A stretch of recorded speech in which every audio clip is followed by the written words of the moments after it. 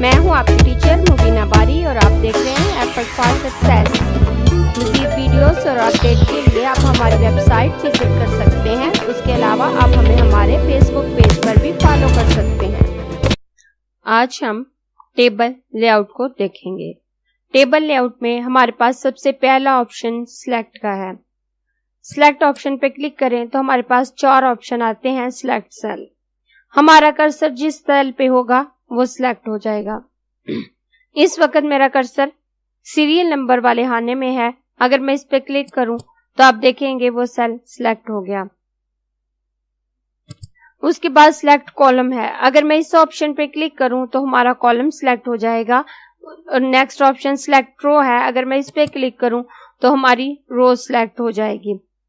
और अगर मैं सिलेक्ट टेबल पे क्लिक करूं तो हमारा पूरा टेबल सिलेक्ट हो जाएगा। हम इस तरह से अपने टेबल को अपनी रिक्वायरमेंट के मुताबिक सिलेक्ट करके फॉर्मेटिंग कर सकते हैं। नेक्स्ट ऑप्शन हमारे पास व्यू ग्रिड लाइन का है। इस ऑप्शन के लिए मैं इस पूरे टेबल को सिलेक्ट कर लेती हूं और सिलेक्ट करने के बाद हम टेबल डिजाइन में आते हैं और टेबल बॉर्डर से अपने बॉर्डर को नो बॉर्डर कर देते हैं। नो बॉर्डर करने के बाद आप देखें हमें सिर्फ ग्रिड लाइन नजर आ रही हैं।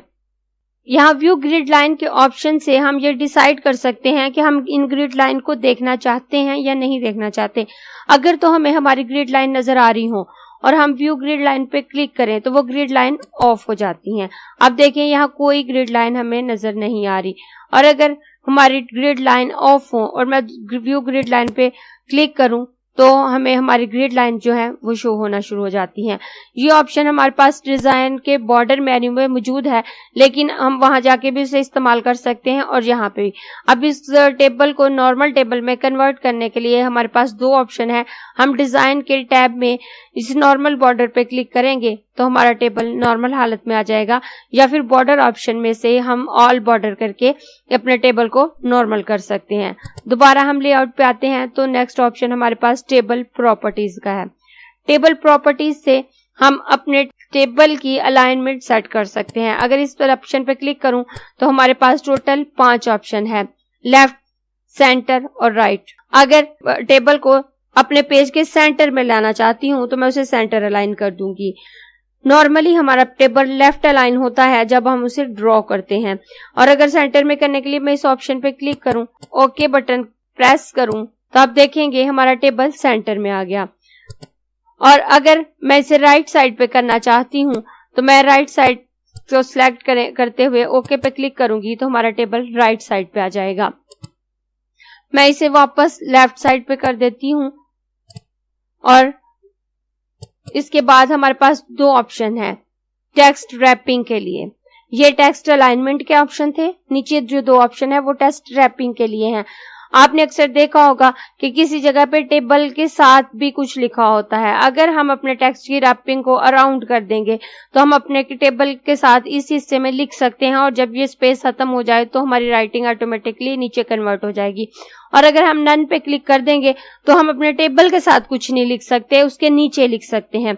मैं पहले नन पे क्लिक करती हूँ और क्लिक करने के बाद ओके करती हूँ। तो अब अगर मैं अपने माउस का कर्सर यहाँ ले जाकर कुछ भी लिखने की कोशिश करूं तो मैं कुछ नहीं लिख सकती, वो मेरा कर्सर खुद ही सेल के अंदर चला जाएगा। और अगर मैं दोबारा इसी प्रॉपर्टी पे आके अपनी टेक्स्ट रैपिंग को राउंड कर दूं और ओके करूं और अपने माउस का कर्सर यहाँ लाकर कुछ लिखूं तो मैं यहाँ पे लिख सकती हूँ। अब मैं यहाँ कुछ भी लिखूं, मैं लिखती जाऊंगी, जैसे ही ये स्पेस खत्म होगी हमारा टेक्स्ट ऑटोमेटिकली नीचे कन्वर्ट हो जाएगा। हम इंसर्ट मेन्यू में दोबारा आते हैं और लेआउट में हमारे पास नेक्स्ट ऑप्शन जो है वो ड्रॉ का है। ड्रॉ टेबल का ऑप्शन हमारा बिल्कुल वैसे ही है जैसे इससे पहले हमने टेबल ड्रॉ करते हुए देखा था कि इस पर क्लिक करने से हमारे पास एक पेंसिल आ जाती है। इससे पहले हम अपने टेबल के लिए बाउंड्रीज क्रिएट करते हैं। बाउंड्री क्रिएट करने के बाद हम इसके अंदर अपनी मर्जी से लाइनिंग लगा सकते हैं। मैं यहाँ पे लाइन खींच लेती हूँ, ये लाइन बन गई।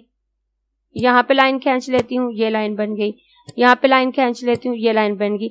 हम जिस तरह से अपनी पेंसिल ड्रैग करेंगे वैसे हमारी लाइंस जो हैं बनती जाएंगी और अपनी मर्जी से कॉलम रोज हैं उन्हें हम क्रिएट कर सकते हैं। उससे नेक्स्ट ऑप्शन हमारे पास टेबल इरेजर का है।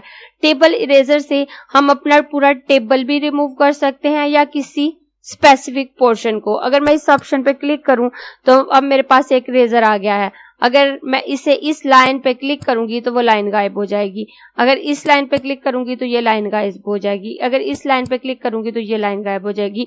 ड्रॉ टेबल से हमारे पास पेंसिल आ जाती है और उससे हम अपने टेबल के अंदर लाइनिंग लगा सकते हैं और अपना पूरा टेबल क्रिएट कर सकते हैं। लेकिन इरेजर से हमारे पास इरेजर आ जाता है और हम उससे अपने टेबल को इरेज कर सकते हैं। नेक्स्ट हमारे पास डिलीट ऑप्शन है। डिलीट ऑप्शन से हम जो है अपना सेल डिलीट कर सकते हैं, किसी कॉलम को डिलीट कर सकते हैं, किसी रो को डिलीट कर सकते हैं या पूरा टेबल डिलीट कर सकते हैं।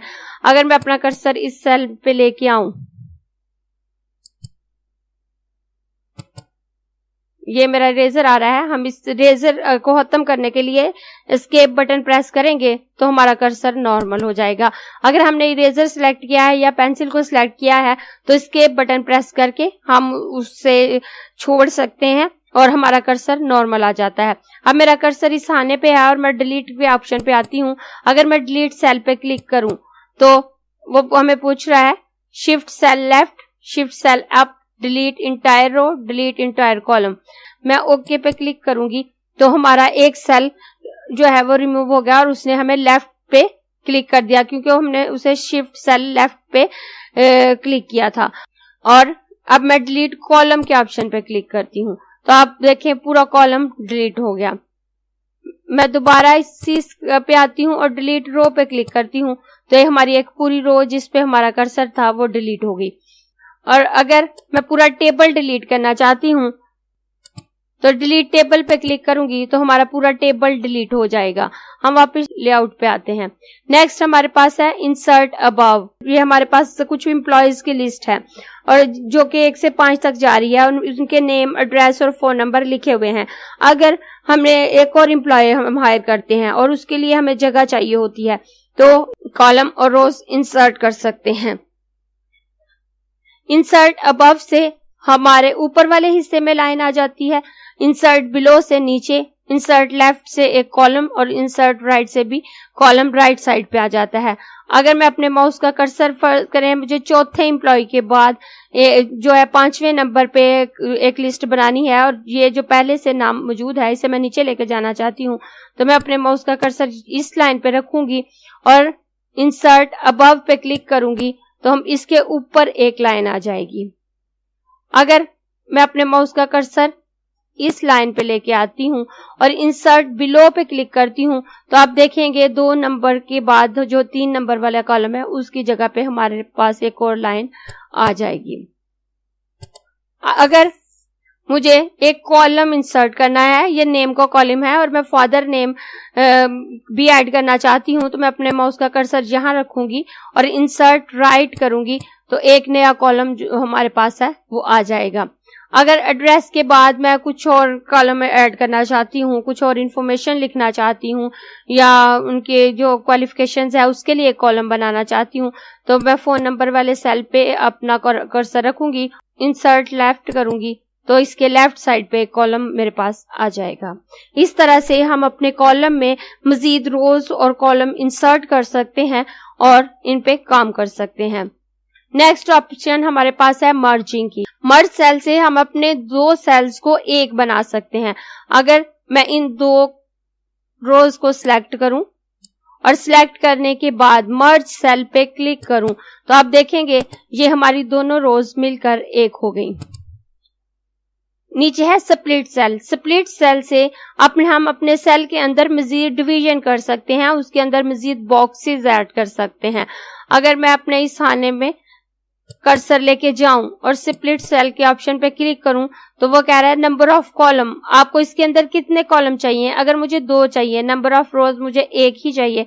आप अपनी मर्जी से इस क्वांटिटी को कम ज्यादा कर सकते हैं। अगर मैं ओके करूंगी तो आप देखें इसने इसमें 2 कॉलम ऐड कर दिए। उसके बाद स्प्लिट टेबल है। स्प्लिट टेबल से हम अपने टेबल को 2 हिस्सों में डिवाइड कर सकते हैं। अगर मैं अपने माउस का कर्सर यहाँ लेके जाऊं और मुझे अपने टेबल को 2 हिस्सों में कन्वर्ट करना है, ये पहले 3 लाइंस को एक हिस्से में रखना है और दूसरी 3 लाइंस को एक हिस्से में रखना है। माउस का कर्सर यहाँ लेके आऊंगी और स्प्लिट टेबल के ऑप्शन पे क्लिक करूंगी तो आप देखें हमारा टेबल 2 हिस्सों में डिवाइड हो गया और मैं एंटर बटन से इसे मजीद नीचे भी लेके जा सकती हूँ। आगे हम नीचे आते हैं तो ये सेल साइजिंग है। सेल साइजिंग को हम यहाँ से भी चेंज कर सकते हैं और मैनुअली भी चेंज कर सकते हैं। मैनुअली हम इसे कैसे चेंज कर सकते हैं? सीरियल नंबर के हालने में हमें कम जगह चाहिए, ये वर्ड छोटे हैं और हमें ये स्पेस बहुत ज्यादा है, हम अपनी जगह बचाना चाहते हैं, तो मैं अपने माउस का कर्सर इस पे लेके आऊंगी और जब इसकी शेप इस तरह से हो जाएगी कि 2 एरोज दोनों तरफ आ रहे हैं और 2 लाइंस ऐसे हैं, तो आप पकड़कर इस लाइन को ड्रैग करेंगे तो ये हमारा सेल जो है छोटा हो जाएगा। अगर मैं इसे वापस बड़ा करना चाहती हूँ तो वापस मेरा एरो जब पहली हालत में आ जाएगा तो मैं क्लिक करूंगी तो वो हमारा बड़ा हो जाएगा। यानी इस तरह से अगर हमने कॉलम को ड्रैग करना है तो मैं अपने माउस का कर्सर जब हमारे एरोज राइट और लेफ्ट की साइड पे होंगे और हम लाइन ड्रैग करेंगे तो हम अपने कॉलम की जो विड्थ है उसको कम कर सकते हैं। अगर हमने अपने रोज की विड्थ को कम ज्यादा करना है तो आप देखिए अब मेरे माउस के कर्सर के एरोज की डायरेक्शन जो है वो अप एंड डाउन है। अब अगर मैं इस सेल को नीचे की तरफ ड्रैग करूं तो ये सेल बड़ा हो जाएगा और अगर ऊपर की तरफ ड्रैग करूं तो वो छोटा हो जाएगा। ये मैनुअल तरीका है जिससे हम अपने सेल्स की डायरेक्शन को सेट कर सकते हैं। अगर हम अपने सेल की स्पेसिंग को कम ज्यादा करना चाहते हैं तो हम यही काम यहाँ से लिख के भी कर सकते हैं। लिखकर हम इसका फासला कम या ज्यादा कर सकते हैं। ये पहला ऑप्शन है डिस्ट्रीब्यूटेड रोज। अगर मैं अपने माउस का कर्सर यहाँ रखूं, ऊपर से हम इसकी हाइट को ज्यादा कर सकते हैं और नीचे से हम इसकी हाइट को कम कर सकते हैं। और नीचे वाला ऑप्शन जो है वो हमारा टेबल कॉलम विड्थ है। अगर मैं इस पे क्लिक करूं तो हमारे कॉलम की विड्थ कम होना शुरू हो जाएगी और अगर ऊपर को क्लिक करूं तो हमारे कॉलम की विड्थ ज्यादा हो जाएगी और हर क्लिक के साथ वो विड्थ कम ज्यादा हो जाएगी। और नीचे का ऑप्शन है ऑटो फिट का। मैं अपने टेबल इस वाले टेबल को सिलेक्ट करती हूँ और सिलेक्ट करने के बाद ऑटो फिट पे क्लिक करती हूँ तो auto fit content, auto fit content का मतलब है कि हमारे सेल के अंदर जो लिखा हुआ कंटेंट है, जो हमने राइटिंग की है, वो ऑटोमेटिकली सेट हो जाएगी और वो सेल उतना ही हो जाएगा जितनी उस कंटेंट को जगह चाहिए। ऑटो फिट टू विंडो, क्या विंडो के हिसाब से फिट करना चाहते हैं? फिक्स्ड कॉलम विड्थ या कॉलम विड्थ के हिसाब से सेट करना चाहते हैं? हम ऑटो फिट टू कंटेंट करेंगे तो आप देखें जिस कंटेंट को जितनी जगह चाहिए थी वो उसे मिल गई और बकाया स्पेस जो है वो रिमूव हो गई। इस तरह से हम अपने स्पेस को बचा सकते हैं और अपने लिए एक्स्ट्रा जगह बचा सकते हैं मजीद काम करने के लिए। उसके बाद नेक्स्ट ऑप्शन हमारे पास है टेक्स्ट डायरेक्शन, सेल मार्जिन और अलाइनमेंट का। पहले हमने जो अलाइनमेंट के ऑप्शन देखे थे प्रॉपर्टीज में वो हमारे टेबल के अलाइनमेंट के थे और ये जो अलाइनमेंट के ऑप्शन है ये टेबल के अंदर मौजूद कंटेंट के अलाइनमेंट के हैं और ये अलाइन टॉप सेंटर है, ये ऊपर की तरफ और सेंटर में अलाइन होगा। ये लेफ्ट टॉप अलाइन है। इसको समझाने के लिए मैं अपने इस कॉलम की विड्थ को थोड़ा ज्यादा कर लेती हूं और आप देखें ये ऑप्शन है टॉप लेफ्ट सेंटर। मैं इस पे क्लिक करूंगी तो ये हमारा ऊपर की तरफ अलाइन होगा और सेंटर में हो जाएगा। इस पे क्लिक करने से ये राइट में हो जाएगा और सेंटर में हो जाएगा। ये ऑप्शन हमारा अलाइन सेंटर लेफ्ट है, ये अप एंड डाउन की तरफ से सेंटर में करेगा और लेफ्ट साइड पे अलाइन करेगा। ये देखें ऊपर और नीचे एक जितनी जगह है और सेंटर में हमारा टेक्स्ट अलाइन है, ये हर तरफ से उसे सेंटर कर देगा। ये राइट अलाइन से सेंटर करेगा और ये हिस्सा अलाइन करेगा उससे बॉटम लेफ्ट की तरफ, ये देखें, और ये हिस्सा उसे सेंटर करेगा बॉटम सेंटर में और ये बॉटम राइट की तरफ इसे अलाइन करेगा। यहां से हम अपने टेक्स्ट को अलाइनमेंट दे सकते हैं। उसके बाद टेक्स्ट डायरेक्शन है। टेक्स्ट डायरेक्शन से हम अपने टेक्स्ट की डायरेक्शन को सेट कर सकते हैं। मैं इस ऑप्शन पे क्लिक करती हूँ तो आप देखें हमारा टेक्स्ट वर्टिकल हो गया है और वर्टिकल ही वो सेंटर लेफ्ट या राइट अलाइन हो रहा है। दोबारा मैं टेक्स्ट डायरेक्शन की पे क्लिक करूंगी तो अब ये वापस अपनी असली हालत में आ गया है। यानी कि इससे आप डिसाइड कर सकते हैं कि आपने इसकी डायरेक्शन कैसी रखनी है, इसकी डायरेक्शन हॉरिजॉन्टल रखनी है या वर्टिकल। नॉर्मली हमारा टेक्स्ट हॉरिजॉन्टल डायरेक्शन में होता है, आप इससे वर्टिकल कर सकते हैं। नीचे है सेल मार्जिन। सेल मार्जिन से आप ये तय कर सकते हैं कि आपने सेल के टॉप और बॉटम और लेफ्ट और राइट पे कितनी जगह छोड़नी है अपने टेक्स्ट के दरमियान। नॉर्मली टॉप और बॉटम में हमारे पास कोई जगह नहीं होती। जब नॉर्मल हम एक एक टेबल क्रिएट करते हैं तो आप देखें वो ऑटो फिट होता है, इसके ऊपर नीचे कोई जगह नहीं होती और साइडों पे जगह छोड़ी होती है 19 सेंटीमीटर दोनों तरफ से। लेकिन अगर हम चाहें तो इस स्पेस को कम ज्यादा कर सकते हैं, वैसे हमें इसको स्पेस को कम ज्यादा करने की जरूरत नहीं होती। अगर मैं इसे टॉप की तरफ इस स्पेस को ज्यादा करूं और ओके करूं तो आप देखें ऊपर ये जगह ज्यादा हो गई। यहां से आप अपने सेल के मार्जिन को कम या ज्यादा कर सकते हैं। उसके बाद नेक्स्ट डाटा ऑप्शन है। डाटा ऑप्शन को हम अगली क्लास में देखते हैं।